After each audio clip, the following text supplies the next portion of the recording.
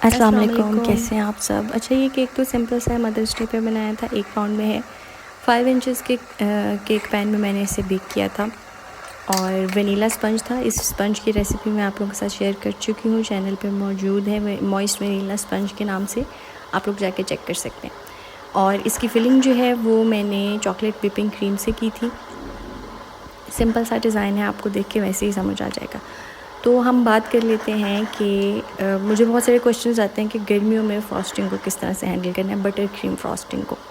सबसे पहले आप गर्मी में स्पेशली कभी भी फ्रेश स्पंज के साथ काम ना करें। फ्रेश मतलब बेक हुआ, आपने घंटे 2 घंटे के बाद उससे काम करना शुरू कर दिया। गरम स्पंज जो होगा आपका या रूम टेम्परेचर स्पंज होगा, उसमें आपको अपनी फ्रॉस्टिंग हैंडल करने में बहुत मुश्किल होगी। आप कोशिश करें कि आप 1 दिन पहले बेक करें, फिर उसको फ्रीज़र में अच्छे से क्लिंग रैप करें। कोई सा भी स्पंज है, चॉकलेट है, वनीला है, आप उसे क्लिंग रैप करें, उसे फ्रीज़र में रखें, उसे ठंडा होने दें। जब वो प्रॉपरली ठंडा हो जाए, फ्रीज़ ना भी हो, बस ठंडा हो जाए, तो फिर उसके बाद आप उसकी फिलिंग करें, जो भी आप व्हिपिंग क्रीम से करना चाह रही हैं, जिस चीज़ से भी करना चाह रही हैं। उससे क्या होगा कि जब आप ठंडे केक की फ्रॉस्टिंग करती हैं तो व्हिपिंग क्रीम भी इतनी जल्दी कोई मेल्ट नहीं होती, क्योंकि सारे गर्मी है। गर्मी में व्हिप होने के बाद वो रूम टेम्परेचर पे थोड़ी देर में मेल्ट होना शुरू हो जाती है। जब वो ठंडे स्पंज पे लगेगी तो फिर वो मेल्ट नहीं होगी, वो स्टेबल ही रहेगी।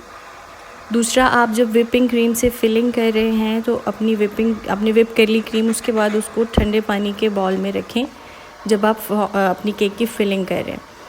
ये करने के बाद आप अपने केक को क्रम कोट करें। चाहे आप केक जो है उसकी बाहर वाली जो उसको कवर करने के लिए फ्रॉस्टिंग है, वो चाहे आप बटर क्रीम से करें या व्हिपिंग क्रीम से करें, आप उसका क्रम कोट करके आप उसे फ्रीज़र में सेट होने दें कम से कम 1 से 2 घंटे।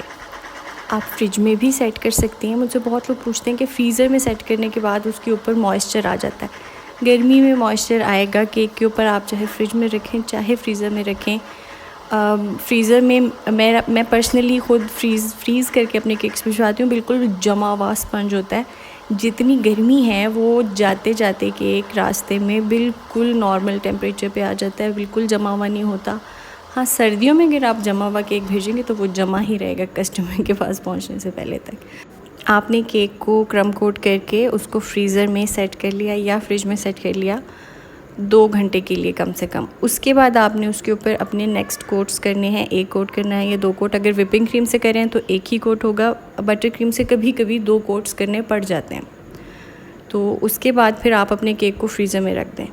ये सारा काम आपने डिस्पैच करने से 1 दिन पहले कर देना है रात को। और फिर नेक्स्ट डे आपने जो भी उसके ऊपर फॉन्डेंट के अगर टॉपर्स लगाने हैं या जो भी आपका फाइनल टचेस हैं वो आपने करके अपना केक डिस्पैच कर देना है। अब बात आ जाती है जी बटर क्रीम को कैसे हैंडल करें। बटर क्रीम की रेसिपी मैं आपसे शेयर कर चुकी हूँ 2 टाइप्स की। एक अमेरिकन बटर क्रीम है और एक स्विस मेरेंग बटर क्रीम है।